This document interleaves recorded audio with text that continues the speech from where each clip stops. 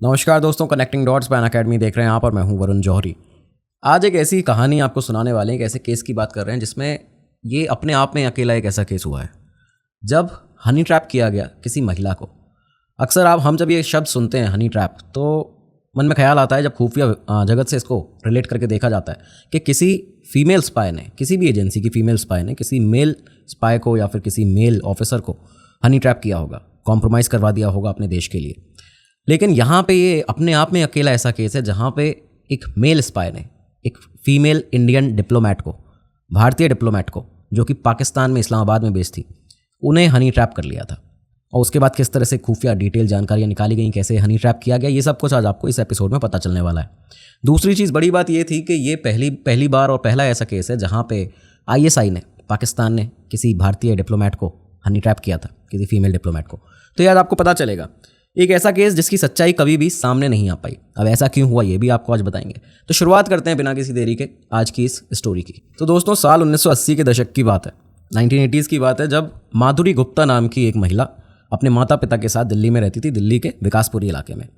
Delhi university से history में MA भी किया, पढ़ाई में बहुत ज़्यादा अच्छी थी। अब पढ़ाई में बहुत ज़्यादा अच्छी थी तो मिनिस्ट्री ऑफ एक्सटर्नल अफेयर्स के लिए उन्होंने अप्लाई किया, सर्विस के लिए अप्लाई किया, टेस्ट दिए, एग्ज़ाम्स दिए, इंटरव्यू दिए और उसके बाद सिलेक्शन हो जाता है। अब ये जो सिलेक्शन यहाँ पे हुआ था तो ये ग्रेड B ऑफिसर बन चुकी थी, ये जो माधुरी गुप्ता थी। ग्रेड B ऑफिसर बनने के बाद कई बार उनको अलग अलग पोस्टिंग्स पे भी भेजा जाता, क्योंकि भाई जॉब इस तरह का था कि IFS ग्रेड B ऑफिसर, तो कई बार विदेश में पोस्टिंग पे भी भेजा गया अलग अलग जगहों पर, कभी इराक, मलेशिया, क्रोशिया, लाइबेरिया, तो ये अलग अलग जगह पे जाती रहती थी। लेकिन जब से मिनिस्ट्री ज्वाइन की थी तब से एक ख्वाहिश थी। अब ख्वाहिश क्या थी कि किसी बड़े देश में पोस्टिंग मिल जाए, मॉस्को में पोस्टिंग मिल जाए, अमेरिका में पोस्टिंग मिल जाए, इस तरह की एक ख्वाहिश जगी रहती थी हमेशा। और मॉस्को के बारे में ये भी बताया जाता है कि मिनिस्ट्री के अंदर उनके एक मेंटोर हुआ करते थे। उस समय पर वो मेंटोर जो थे वो मॉस्को में ही पोस्टेड थे और अपनी टीम में बुलाना भी चाहते थे दिल्ली से, यानी भारत से, माधुरी गुप्ता को। लेकिन माधुरी गुप्ता को यहाँ MEA ने भेजा नहीं, मिनिस्ट्री ऑफ एक्सटर्नल अफेयर्स ने भेजा नहीं। अब ये क्यों नहीं भेजा जाता, इसके कई सारे कारण थे। उनमें से एक कारण ये भी था कि माधुरी जो थी वो पहले भी सोवियत इंफॉर्मेशन सेंटर में काम कर चुकी थी सर्विस में आने से पहले। तो इसके वजह से यहाँ पे बताया जाता है कि ये भी कारण रहा जिसकी वजह से माधुरी को यहाँ पे नहीं भेजा जाता है मॉस्को, और उनकी जो इच्छा थी उसको ख़त्म कर दिया गया, मार दिया गया उस समय के लिए। लेकिन ऐसा नहीं था कि आगे अगर वो ढंग का काम करती, अच्छा काम करती, तो उन्हें आगे कहीं किसी पोस्टिंग पे नहीं भेजा जाता। लेकिन खैर समय बीतता है, बहुत लंबे समय तक माधुरी ने दिल्ली के अंदर, भारत के अंदर अलग अलग जगहों पर, विदेश में अलग अलग जगहों पर मिनिस्ट्री ऑफ एक्सटर्नल अफेयर्स के लिए काम करती रही। साल आ जाता है 2007। अब ये साल 2007 आ चुका था। अब तक करीबन 24 से 25 साल हो चुके थे माधुरी गुप्ता को काम करते हुए MEA के लिए एक्सटर्नल अफेयर्स मिनिस्ट्री में, और उम्र भी अभी तक उनकी 50 से 51 साल की उम्र हो चुकी थी। अब इस समय पर बताया जाता है कि इस बीच में, इस दौरान, अपनी पूरी सर्विस के दौरान में माधुरी ने उर्दू को बहुत अच्छा सीख लिया था, बाकायदा, मतलब उसकी कोचिंग्स क्लासेस ली थी, सीखी थी बाकायदा उर्दू उन्होंने यहाँ पे। और इसी के साथ उर्दू सीखते समय ही ये भी कहते हैं कि पाकिस्तान जाने की इच्छा भी जागी थी, ये भी जागी थी पाकिस्तान जाने की इच्छा, इस तरह से कि मुझे अब पोस्टिंग के लिए पाकिस्तान भेज दिया जाए एक्सटर्नल अफेयर्स मिनिस्ट्री की तरफ से। तो इस दौरान ये साल करीबन बताए जाते हैं 2006 से 2007, जब माधुरी गुप्ता को असिस्टेंट डायरेक्टर बना दिया जाता है Indian council of world affairs in Delhi के अंदर। ये जो थिंक टैंक है, फॉरेन पॉलिसी थिंक टैंक, वहाँ पे इन्हें असिस्टेंट डायरेक्टर ही बना दिया गया था। और ये वो समय था कि जब आप भी जानते हैं, आप लोग सभी जानते होंगे कि इस समय तक जो भारत पाकिस्तान के बीच का तनाव था वो आम था, मतलब ये बना रहता था। लेकिन ये अगला साल जो आने वाला था 2008, उसमें ये तनाव जो दोनों देशों के बीच में था वो बहुत ज़्यादा बढ़ने वाला था। और वो क्यों बढ़ा था आप सब इसको जानते हैं बखूबी, क्योंकि ये वो साल था जब नवंबर के महीने में 2008 में 26/11, जिसे हम इस नाम से जानते हैं, मुंबई पे अटैक हुए। अलग अलग जगह पाकिस्तान से आए हुए 10 आतंकवादियों ने लश्कर तैयबा के अटैक किए। 174 से ज़्यादा लोगों की यहाँ पे जान गई थी। और इसके बाद माहौल बहुत गर्म हो चुका था, पूरे देश भर में भी गुस्सा था लोगों के अंदर। लेकिन इन 10 आतंकवादियों को हमने मार दिया था। बाद में कसाब था, कसाब को भी फांसी हुई। लेकिन इसके बावजूद जो खुफिया तंत्र था भारत का, जो एजेंसीज़ हैं, IB है, RNW है, तो यहाँ पे इनके ऊपर काफ़ी सारे सवाल उठने लगे थे कि आखिर कैसे हमें इतने बड़े अटैक के बारे में पता नहीं चला। और तनाव का माहौल दोनों देशों के बीच में बढ़ ही रहा था। अब इस दौरान से ही खुफिया विभाग भी ये चाहते थे, मिनिस्ट्रीज़ भी ये चाहती थी, गृह मंत्रालय भी ये चाहते थे कि हमें पाकिस्तान की हर छोटी बड़ी मूवमेंट का, ISI की हर छोटी बड़ी मूवमेंट के बारे में भनक लगती रहे, खबर लगती ही रहे, पता चलता रहे। और साथ ही साथ पाकिस्तान की मीडिया में इस दौरान क्या चल रहा है, क्योंकि जस्ट अभी ये जो अटैक है ये हुआ है और इसके बाद वहाँ की मीडिया से भी हमें काफ़ी सारी जानकारी मिल सकती है। तो यहाँ पे ये बात सामने आती है कि भाई ये पीक टाइम है क्रूशियल इंटेल्स को निकालने का। और इसको अब कैसे कैश किया जाए, कैसे इसको अपने काम में लाया जाए। तो इसी के चलते लगभग 25 साल से एक्सटर्नल अफेयर्स मिनिस्ट्री में काम कर रही माधुरी गुप्ता को पाकिस्तान पोस्टिंग पर भेजा जाता है। अब ये कैसे हुआ था कि माधुरी गुप्ता को पाकिस्तान के इस्लामाबाद में जो इंडियन हाई कमीशन है वहाँ पे पोस्टिंग के लिए भेज दिया जाता है as a second secretary of press and information. ये यहाँ पे इनका immediately after 2008 Mumbai terror attacks, इसके बाद इनकी ये पोस्टिंग कर दी जाती है। ये इन्हें पोस्टिंग मिलती है और इसकी बड़ी वजह ये थी कि सिर्फ माधुरी गुप्ता को यहाँ पे इस पोस्ट के लिए क्यों भेजा गया, क्योंकि उर्दू में जो उनकी फ्लुएंसी थी, एक तरह से पाकिस्तानी लोग जिस तरह की उर्दू को इस्तेमाल करते हैं वो वैसी ही उर्दू बोलती थी, उनकी बहुत ज़्यादा उसमें प्रोफिशिएंसी थी, वो अच्छी खासी उर्दू बोल पाती थी और लंबा एक्सपीरियंस हो चुका था अभी तक MEA में काम करने का भी। तो उनकी ड्यूटीज़ जो थी यहाँ पे अब पाकिस्तान के इस्लामाबाद में, उसमें एक तरह से कुछ ऐसी चीज़ें थी जो उन्हें करना था, जिसमें कि हर दिन उन्हें मॉनिटर करना था, स्कैन करना था पूरी पाकिस्तान मीडिया को, पूरी उर्दू प्रेस को। वहाँ पे हर दिन के 2 डोजियर उनको देने थे जिसमें वो समराइज़ करेंगी, इंटरप्रेट करेंगी सारे के सारे डॉक्यूमेंट्स को, जो भी डेवलपमेंट्स हो रहे हैं पाकिस्तान मीडिया में, क्या खबरें चल रही हैं उनको, जो उर्दू में खबरें वहाँ पे हैं उनको, और वहाँ से भारत ये सारी चीज़ें भेजेंगी। तो प्रेस एंड इन्फॉर्मेशन जो विंग है इस्लामाबाद में इंडियन हाई कमीशन के अंदर, वहाँ पे इन्हें सेकंड सेक्रेटरी बना के भेज दिया जाता है। माधुरी के लिए एक तरह से डिज़ायरेबल पोस्ट भी थी, क्योंकि वो चाहती भी थी कि भाई उन्हें पाकिस्तान पोस्टिंग पर भेजा जाए, और भेज दिया गया। और साथ ही साथ में इसलिए भी चाहती थी कि ये जो पोस्टिंग होगी वो ज़्यादा दूर नहीं है भारत से, और उनका ऐसा बताया भी जाता है कि जब तक वो इस्लामाबाद में रहीं पाकिस्तान में, तो कई बार दिल्ली में अपने घर पे आना जाना उनका, कई बार विजिट सुनने लगाई हैं, कई बार आना जाना लगा रहता था। ये सारा काम कुछ इस तरह से अब चलना शुरू होता है। उर्दू अच्छी थी इसलिए पोस्टिंग पर भेज दिया गया। अब ये काम ऐसा होने वाला था जिसमें माधुरी के पाकिस्तान के जो जर्नलिस्ट हैं, जो पत्रकार हैं, उनके साथ में भी लगातार संपर्क बनते, खबरें भी निकलती। इसी के दौरान वहाँ पर माधुरी अपने काम में लगती हैं। 1-2 महीने का समय निकलता है और इसके बाद अगला साल आ जाता है, क्योंकि ये जो अटैक हुआ था वो भी 2008 में नवंबर में हुआ था। 2-3 महीने के बाद ही जो साल 2009 आया, तो बताया ये जाता है कि साल 2009 के शुरुआती कुछ महीनों में इस्लामाबाद में हुई एक पार्टी के दौरान माधुरी गुप्ता को पाकिस्तान का एक जंग न्यूज़पेपर है उसका एक जर्नलिस्ट मिलता है जिसका नाम था जावेद राशिद। दोस्तों, इस वीडियो में आगे बढ़ने से पहले एक ज़रूरी अनाउंसमेंट आप लोगों के लिए है जो आपके लिए जानना बेहद ज़्यादा ज़रूरी है। देखिए, अनअकैडमी अब सिर्फ ऑनलाइन ही नहीं ऑफलाइन भी अवेलेबल है, और ऑफलाइन सेंटर्स आप लोगों के लिए दिल्ली के करोल बाग में, मुखर्जी नगर में अवेलेबल हैं, साथ ही साथ उत्तर प्रदेश के प्रयागराज के सिविल लाइन्स में भी अवेलेबल है। और इन सभी सेंटर्स पर जो बैचेज हैं वो जल्द से जल्द स्टार्ट होने वाले हैं। एक बार उनके बारे में जान लीजिए। देखिए, करोल बाग सेंटर पर दिल्ली में 27 अगस्त से बैचेज जो है वो नए स्टार्ट होने वाले हैं। मुखर्जी नगर सेंटर पर 23 अगस्त से स्टार्ट होने वाले हैं नए बैचेज, जहाँ पे आपको 35% की छूट भी दी जा रही है। और अगर प्रयागराज की बात की जाए तो 26 अगस्त से वहाँ पे भी बैचेज शुरू होने वाले हैं। यहाँ पे आपको UPPSC के भी बैचेज अवेलेबल हैं, साथ ही साथ हिंदी इंग्लिश दोनों भाषाओं में बैचेज आपको मिल जाते हैं। दोस्तों, ये अनअकैडमी के वो कोर्सेज हैं, वो बैचेज हैं जो आपकी तैयारी को बहुत ज़्यादा मजबूत बनाते हैं। आप इस वीडियो के डिस्क्रिप्शन में जाके उस लिंक पर क्लिक कर सकते हैं और अपनी जैसे ही आप सारी जानकारी फिल करेंगे तो उसी के साथ आप अपनी तैयारी को मजबूत करने के लिए एक बड़ा स्टेप भी लेंगे। अब ये जो जावेद राशिद था जंग न्यूज़पेपर का, इसने माधुरी गुप्ता को 2 लोगों से मिलवाया। ये जो 2 लोग थे, जिसमें से एक का नाम था मुसब्बिर रज़ा राणा और दूसरे का नाम था जमशेद, जिसको उसका एक तरह से कोड नेम कह लीजिए या निक नेम कह लीजिए, उसको जिम कह के भी बुलाते थे बाद में लोग। तो अब ये जो 2 लोग थे, इन दोनों से यहाँ पे मुलाकात होती है माधुरी की। इसमें से जो जमशेद था, जमशेद 30 साल का एक नौजवान आदमी था और शांत स्वभाव का, काफ़ी ज़्यादा खूबसूरत था, सुंदर दिखता था, हैंडसम था ये बताया जाता है, और इंटेलेक्चुअल काफ़ी ज़्यादा था। उसने इस तरह से खुद को पोर्ट्रेट सामने किया था। माधुरी की जमशेद के साथ में मुलाकातें शुरू हो जाती हैं। दोनों की समय के साथ नज़दीकियाँ ही बढ़ने लगी कुछ ही महीनों के दौरान में। और ये बताते हैं कि पोस्टिंग के, माधुरी की जो पोस्टिंग हुई थी उसके 6 महीने के अंदर ही इन दोनों का अफेयर शुरू हो जाता है। इन दोनों का एक लव कनेक्शन जिसे कहें वो शुरू हो जाता है। लेकिन असल में माधुरी भी ये नहीं जानती थी, या जानती थी, इस बात पे भी पर्दा अभी तक डला हुआ है। क्यों कहा जाता है कि ये ऐसा केस है कि जिसके बारे में आज तक सच्चाई पता नहीं चली है, इसलिए बताया जाता है। तो असल में ये था कि ये जो दोनों लोग थे, जमशेद और रज़ा राणा, ये दोनों ही ISI के एजेंट थे।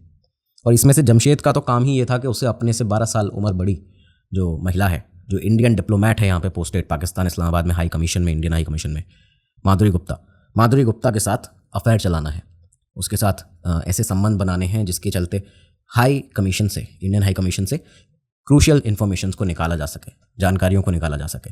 और इसमें वो कई हद तक सक्सेसफुल भी रहा था। तो अब ये सारी चीज़ें यहाँ से चलती हैं। इन दोनों के बीच में रिलेशनशिप आगे बढ़ता रहा। रज़ा राणा जो था, ये जो दूसरा शख्स था जो ISI का ही हैंडलर था, इसने यहाँ पे माधुरी गुप्ता का एक ईमेल अकाउंट बनाया। ये ईमेल अकाउंट अगर इसको पढ़ा जाए तो इस तरह से आता है कि @lastrao@gmail.com ये ईमेल अकाउंट था। माधुरी इसी ईमेल से जो भारत की क्रूशियल इन्फॉर्मेशन थी वो इन लोगों को पहुँचाती थी, इन तक भेजती थी। और चार्जशीट के अकॉर्डिंग अगर देखा जाए, जो बाद में चार्जशीट भी दायर हुई, तो उसमें ये जाता है कि इस ईमेल अकाउंट से 73 ईमेल्स को भेजा गया, जिसमें से 14 थे जो कि रिसीव्ड हुए थे, ठीक है, और 54 थे जो कि भेजे गए थे। टोटल 74 ऐसे जो ईमेल थे वो मिले थे यहाँ पे। 19 ऐसे थे जो कि रिसीव हुए थे इस ईमेल आईडी पे और 54 इसमें से भेजे गए थे। अच्छा, टोटल इनको मिला के 300 प्रिंटिंग पेजेस बन जाते हैं, मतलब 300 करीबन पेजेस का इसमें पूरा डेटा था, इन्फॉर्मेशन थी जो कि भेजी गई थी माधुरी के द्वारा इस ईमेल अकाउंट से। इस इन्फॉर्मेशन में जो जो जानकारियाँ सामने आई कि क्या क्या आखिर डिस्क्लोज की थी, क्रूशियल जानकारियाँ, इन्फॉर्मेशन माधुरी गुप्ता ने, उसमें बताया जाता है कि कुछ क्रिटिकल पोस्टिंग्स जो कि मिनिस्ट्री ऑफ डिफेंस, भारत के अंदर मिनिस्ट्री ऑफ डिफेंस के, एक्सटर्नल अफेयर्स के, हाई कमीशन ऑफ इंडिया में किन किन लोगों को पोस्टिंग पे भेजा जा रहा है। कुछ ऐसी पोस्टिंग जिनको कई बार ऐसी बात होती है कि हर पोस्टिंग के बारे में बताया नहीं जाता कि किन लोगों को भेजा जा रहा है, क्योंकि ये सारे सेंसिटिव डिपार्टमेंट्स हैं जिनमें कई बार एजेंसी के लोग भी होते हैं, खुफिया विभाग के लोग भी काम करते हैं, तो ये साफ तौर पर नहीं कभी बताना चाहिए और बताया भी नहीं जाता है। लेकिन यहाँ पर ये कहा गया कि माधुरी ने ये सारी चीज़ें इन दोनों को, ISI को बताई यहाँ से। साथ ही साथ में इन लोगों के जिनकी पोस्टिंग हो रही है इन सारे डिपार्टमेंट्स में, इन सारी मिनिस्ट्रीज़ में, उनके जो फैमिली के इन्फॉर्मेशन थी, उनकी परिवार की इन्फॉर्मेशन थी, वो उसके बारे में भी जानकारी दी। इसके अलावा कुछ ऐसे डॉक्यूमेंट्स भी सामने आए, कुछ ऐसी बातें सामने आई कि इससे ये भी जानकारी भेजी गई माधुरी के द्वारा, जिसमें स्ट्रैटेजिक प्लान्स जो हैं भारत के टेररिज्म के खिलाफ, कश्मीर के ऊपर, इंडिया के जो एंगेजमेंट्स हैं अफगानिस्तान के साथ, तो इनके बारे में भी जानकारी बताई गई। और ये जो सारे डॉक्यूमेंट्स थे ये कई बार पर्सनल मीटिंग पे दिए जाते थे, और इसके अलावा कई बार, ज़्यादातर मतलब most of the time, email से ही, इसी ईमेल आईडी से भेजा जाता था। माधुरी के पास एक ब्लैकबेरी का फ़ोन था और उसके घर पे, और जो इस्लामाबाद में उनका ऑफिस था, वहाँ पे जो कंप्यूटर्स थे उनसे ही ये सारी जानकारियाँ भेजी जाती थी। तो ये सब चीज़ें सामने आती हैं। इसमें एक और बात सामने आई कि 2010 और मार्च का महीना था जब ये जो ISI का एजेंट था रज़ा राणा, इसने माधुरी को ये बताया कि जम्मू कश्मीर के अंदर हाइड्रो इलेक्ट्रिक पावर प्रोजेक्ट्स जो हैं उनको प्रपोज किया गया है कि ये इंस्टॉल किए जाएंगे जम्मू कश्मीर के अंदर टिल 2020। तो इसके बारे में राणा ने माधुरी को ये डायरेक्ट किया कि आप जाइए जम्मू कश्मीर, क्योंकि आप जा सकती हैं वहाँ पे, और वहाँ पे जाके ये सारी एक प्लानिंग रिपोर्ट और एक annual plan of Jammu Kashmir of 2010 ये आप पूरा वहाँ से निकाल के लाइए। और इसके एवज में बताया जाता है कि माधुरी छुट्टी लेकर यहाँ से एक लीव एप्लीकेशन देकर कि मैं हॉलीडे पे जा रही हूँ, मैं छुट्टियों पर जा रही हूँ, ये कहकर वो जम्मू कश्मीर आई थी। और जम्मू कश्मीर से ये सारी के सारे डॉक्यूमेंट जितने भी मांगे थे यहाँ पे ISI के उस हैंडलर ने, तो उसको जाके उन्होंने वापस दिए थे। ये सारी चीज़ें सामने आती हैं। अच्छा, माधुरी और जमशेद, माधुरी क्यों ऐसा कर रही थी, उसका कारण, जो बड़ा कारण बताया जाता है वो यही बताया जाता है कि जमशेद ने जो हनी ट्रैप बिछाया था उसमें पूरी तरह से फंस चुकी थी, और इसका पुख्ता सबूत भी मिलता है। इंटरोगेशन के दौरान भी इसको बहुत बार यूज़ किया गया। ईमेल एड्रेस ये जो था, इसी से एक ईमेल भेजा गया था राणा को भी, और उसमें CC में राणा वगैरह सभी को, इन लोगों को रखा गया था, जितने भी ISI के बाकी ये लोग थे, हैंडलर्स थे। और जिम के बारे में यहाँ पे, यानी कि जमशेद के बारे में बात हुई थी। इस ईमेल अकाउंट में, इस ईमेल में ये कहा गया था माधुरी के द्वारा कि जब तक हमारी शादी नहीं हो जाती और मैं अपनी मौजूदा नौकरी में हूँ, मुझे इसी तरह रहने और व्यवहार करना पड़ेगा। लेकिन जिम को, यानी कि जमशेद को, मेरे किसी पाकिस्तानी से मिलने जुलने पर सख्त एतराज़ है। वह अपने लोगों के बारे में इतनी बुरी राय क्यों रखता है? जो भी मैं नौकरी करूँगी उसमें उसका जो रवैया है वो बाधा बनेगा, और मैं कभी भी पर्दे में बैठकर घर पे नहीं बैठ सकती हूँ, पर्दा डालकर, इसकी मुझे आदत नहीं है। तो ये सारी चीज़ें उसने कही थी। लेकिन अब यहाँ पे एक बड़ा सवाल एक और ये खड़ा हो जाता है कि आखिर इस तरह का ईमेल क्यों किया गया माधुरी के द्वारा। तो साफ अगर इसको एक क्लियर पिक्चर में देखा जाए तो समझ में ये आता है कि जमशेद, जो कि खुद उसको उसकी असल पता थी कि वो ISI का एजेंट है, तो वो ये नहीं चाहता था कि माधुरी, जो कि यहाँ पे भारत के लिए काम कर रही है, इंडियन डिप्लोमेट है, तो वो यहाँ से किसी भी तरह की खुफिया जानकारी किसी भी पाकिस्तानी से, किसी पार्टी में, किसी अलग जगह मिलकर कोई भी जानकारी जुटा के भारत भेज पाए। तो इसलिए वो उसको अपने इस जाल में फंसा के, इस तरह के हनी ट्रैप में फंसा के ये चाहता था कि माधुरी सिर्फ उसी को इन्फॉर्मेशन भारत से ला के देती रहे, यहाँ से कोई भी इन्फॉर्मेशन पाकिस्तान की लीक ना हो। तो वो अपना ये काम यहाँ पे कर रहा था, लेकिन माधुरी पूरी तरह से उस जाल में फंस चुकी थी। ये बातें बताई जाती हैं। लेकिन अब जब कहीं कोई चीज़ गलत हो रही हो और साथ ही साथ में देश के साथ अगर इस तरह की गद्दारी हो रही हो, कुछ गलत चीज़ें चल रही हो, तो उनका खुलासा ही बहुत जल्दी होता है। भारत की इंटेलिजेंस एजेंसीज़ ने भी इसका खुलासा करना शुरू कर दिया। हुआ क्या कि करीबन सिर्फ ये 8 महीने यहाँ से हुए थे माधुरी की पोस्टिंग को, और यहाँ पे भारत की खुफिया विभाग को इसकी भनक लग चुकी थी इस पूरी खबर की कि आखिर क्या चल रहा है पाकिस्तान में, इस्लामाबाद में, इंडियन हाई कमीशन के अंदर।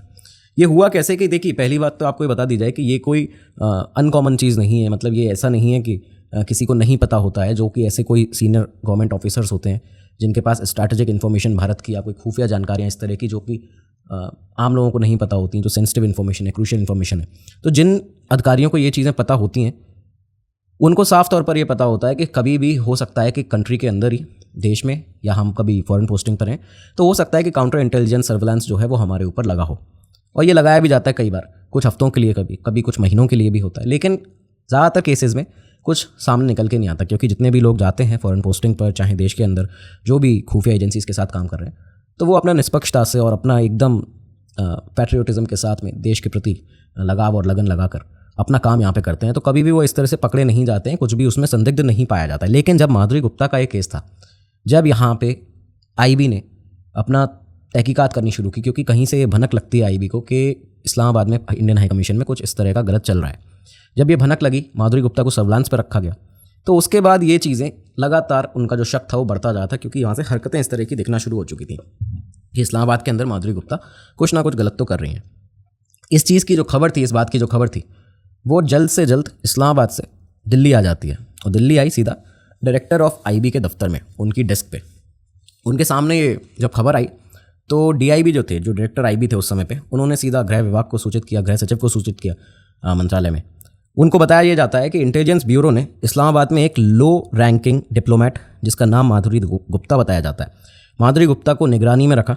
और क्योंकि ये संदेह पैदा होता है कि माधुरी गुप्ता पाकिस्तान को यहाँ की भारत की खुफिया जानकारियाँ कुछ दे रही है, और लिखित तौर पर अभी तक हमने कुछ भी दर्ज नहीं किया है, इस पर कोई भी शिकायत दर्ज नहीं की है, और इस ऑपरेशन का जो विवरण है या जो भी एक्सप्लेनेशन है, जो भी ब्रीफिंग है, वो आईबी के बाहर अभी तक किसी के साथ साझा नहीं की गई है, ये सिर्फ आपको बताया जा रहा है। तो यहाँ पे ये पहली बार था जब जो डायरेक्टर आईबी थे उन्होंने गृह सचिव को ये बात जाके बता दी थी।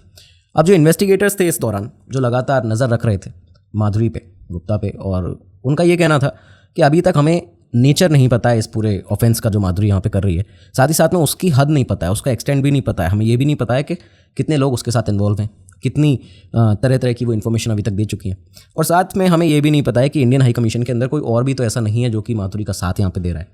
तो इसी वजह से, सिर्फ इस वजह के चलते, जब ये पूरा शक भी पैदा हो चुका था कि माधुरी ज़रूर यहाँ पे कुछ ना कुछ ऐसी हरकत कर रही है, लेकिन फिर भी वहाँ पे उसको सडनली अरेस्ट नहीं किया जाता है, और सडन अरेस्ट कभी भी उस तरह से नहीं किया गया। क्यों नहीं किया गया? क्योंकि जिससे कि जो बाकी पार्टीज इसमें इन्वॉल्व हैं, जो बाकी अगर कोई लोग इन्वॉल्व हैं, तो वो उससे सतर्क हो जाएंगे और हो सकता है भाग जाएं, तो वो जो डिटेक्शन है उससे एस्केप कर जाएं, ये चीज़ हो सकती थी। तो इसकी वजह से ये जो सर्विलांस है, इसको 2 हफ्ते 3 हफ्ते और बढ़ा दिया जाता है, जब तक हमें पुख्ता जानकारी नहीं मिल जाती। और इसको निकालने के लिए क्या किया गया था कि बहुत ही सीक्रेट रखा गया इस पूरे ऑपरेशन को। ना ही भारत में इसके बारे में किसी को पता था, ज़्यादा लोगों को, और पाकिस्तान में, इस्लामाबाद में भी किसी तक भनक भी नहीं पड़ने दी थी, खबर भी नहीं लगने दी थी। जब माधुरी गुप्ता को निगरानी में रखा गया लगातार, तो इस दौरान जिन चैनलों तक उनकी पहुंच थी, मतलब जो सिक्योरिटी, जो सीक्रेट चैनल्स होते हैं जहां पे इन्फॉर्मेशन को सर्कुलेट किया जाता है एजेंसीज़ के बीच में, उन चैनल्स में जहां तक माधुरी की पहुंच थी, वहां पे जानबूझकर गलत इन्फॉर्मेशन को डाला गया, सिर्फ ये चेक करने के लिए, एक बार वेरीफाई करने के लिए कि अगर ये गलत इन्फॉर्मेशन डाली गई है तो क्या ये माधुरी गुप्ता इसको एक्सेस करती हैं, उसके बाद आगे फॉरवर्ड करती हैं, लोगों को बताती हैं जिनके साथ में भी वो ये पूरा काम कर रही थी। तो यहाँ पे ये देखा गया कि बहुत ही जल्द वो जो लीक था, जो माधुरी गुप्ता की तरफ से हो रहा था, उसको वेरीफाई कर लिया गया कि हाँ, ये इन्फॉर्मेशन एक गलत डाली गई, और बाद में आगे जाके वो दूसरे लोगों को पता चल जाती है। अब जैसे ही ये बात कन्फर्म हुई, तो जो डायरेक्टर ऑफ आईबी थे, उनको, होम सेक्रेटरी को ये बात बताई जाती है कि भाई जो माधुरी गुप्ता है, उनका लीक जो है कन्फर्म हो चुका है। और इसी के साथ जो होम मिनिस्ट्री थी, गृह मंत्रालय है, उन्होंने मिनिस्ट्री ऑफ एक्सटर्नल अफेयर्स को ये आदेश दे दिया था कि आप जल्द से जल्द अब माधुरी गुप्ता को दिल्ली समन कीजिए, दिल्ली बुलाइए उनको। अब दिल्ली बुलाना है तो कहीं माधुरी को शक ना हो जाए, कहीं वो भाग ना निकले पाकिस्तान से ही। इसके लिए क्या किया जाता है कि ये साल आपको बता दें, अप्रैल 2010 आ चुका था इस समय तक, माधुरी गुप्ता को दिल्ली बुलाने का आदेश दिया जाता है। एक प्रॉपर फॉर्मल जो ऑफिशियल लेटर था, request to return to your own country, तो यहाँ पे इनको ये जो ऑर्डर था, ऑफिशियल ऑर्डर, उसे जारी किया जाता है। कहा जाता है माधुरी को इस तरह से उस ऑर्डर के अंदर कि आपको कंसल्ट करने के लिए बुलाया जा रहा है। किस चीज़ पर? कि यहाँ पे हम प्रिपरेशंस कर रहे हैं अपकमिंग सार्क समिट की, जो कि थिम्पू में, भूटान के अंदर होने वाला है उसी अप्रैल के एंड में, कुछ दिनों में। तो कुछ ही दिन बचे हैं, इसलिए आपको उसके बारे में कुछ कंफर्मेशन, आपसे कुछ कंसल्ट करना है, तो इस वजह से आपको यहाँ पे बुलाया जा रहा है। माधुरी मान जाती हैं। 21 अप्रैल का दिन था, 21 अप्रैल 2010, जब माधुरी गुप्ता लाहौर से दिल्ली के लिए रवाना होती हैं पाकिस्तान इंटरनेशनल एयरलाइंस की फ़्लाइट नंबर PK 270 में। अब ये जो फ़्लाइट थी यहाँ पे रवाना हुई दिल्ली के लिए, दिल्ली पहुँचती हैं। दिल्ली में क्योंकि उनका वेस्ट दिल्ली में घर भी था, तो वेस्ट दिल्ली में अपने घर पे जाके उस रात को जब 21 तारीख को आई थी, तो वहाँ पे रुकती हैं। अगले दिन सुबह उन्हें पहुँचना था सीधा ऑफिस। और कहाँ पहुँचना था इनको?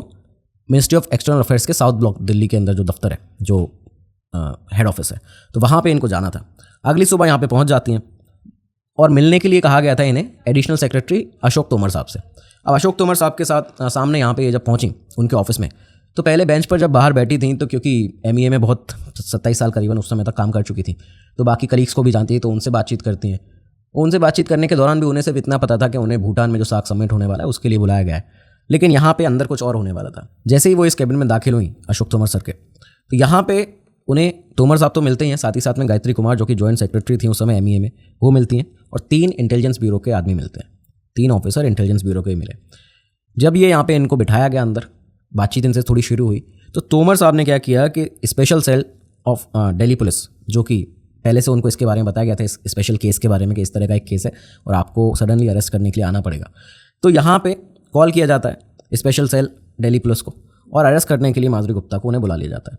उन्हें कहा जाता है कि आपको इस केस में अरेस्ट किया जा रहा है, और दिल्ली पुलिस ने उस दिन अरेस्ट किया माधुरी गुप्ता को, जो कि grade B Indian foreign service की ऑफिसर थी, साथ ही साथ में सेकंड सेक्रेटरी थी प्रेस एंड इन्फॉर्मेशन विंग में इंडियन हाई कमीशन इस्लामाबाद के अंदर।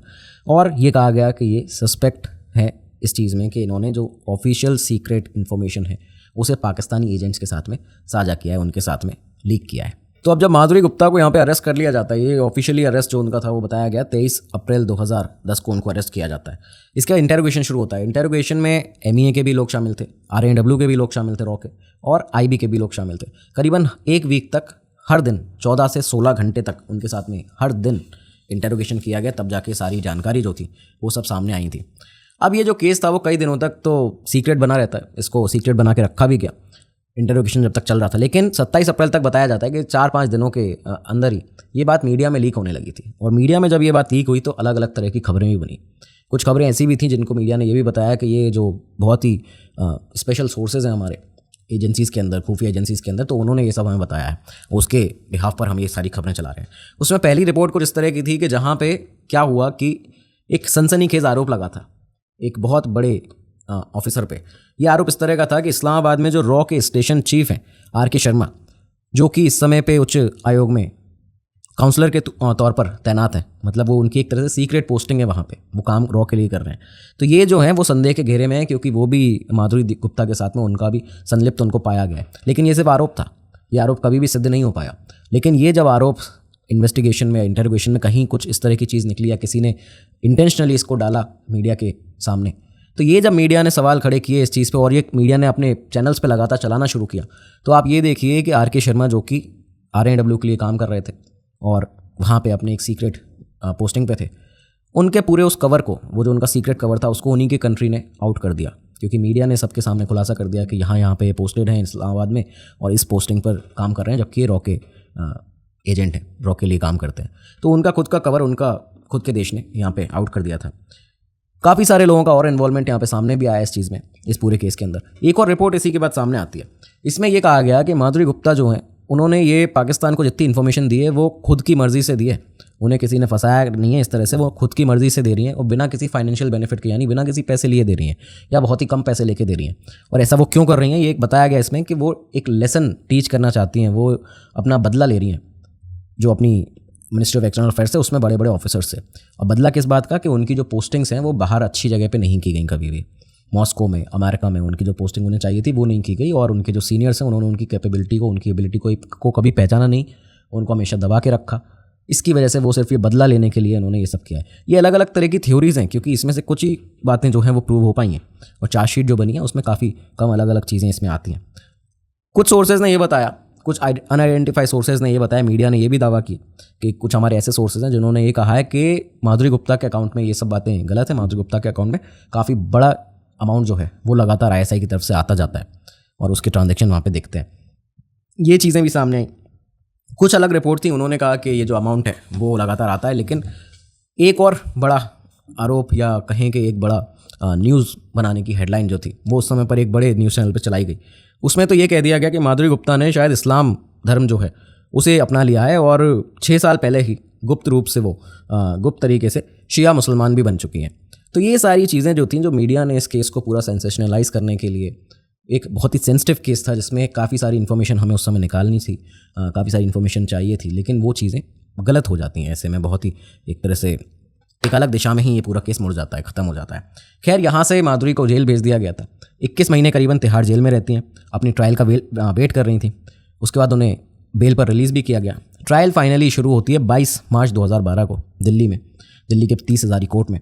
और ये जो ट्रायल जो थी, जो कोर्ट में अब ये केस चला, तो इसमें माधुरी की तरफ से जो उनके वकील थे, जो उनके लॉयर थे दहिया साहब, तो उनका ये कहना था कि ये माधुरी को का जो केस है वो टोटली मतलब बेसलेस है, एक हॉलो केस है, क्योंकि यहाँ पे इन्हें ये विक्टिम है प्रॉपरली उस जंग की जो कि IB और RAW के बीच में चलती है, जो कि दोनों एजेंसीज़ के बीच में एक टसल चलता है, सिर्फ उसकी विक्टिम है यहाँ पे माधुरी।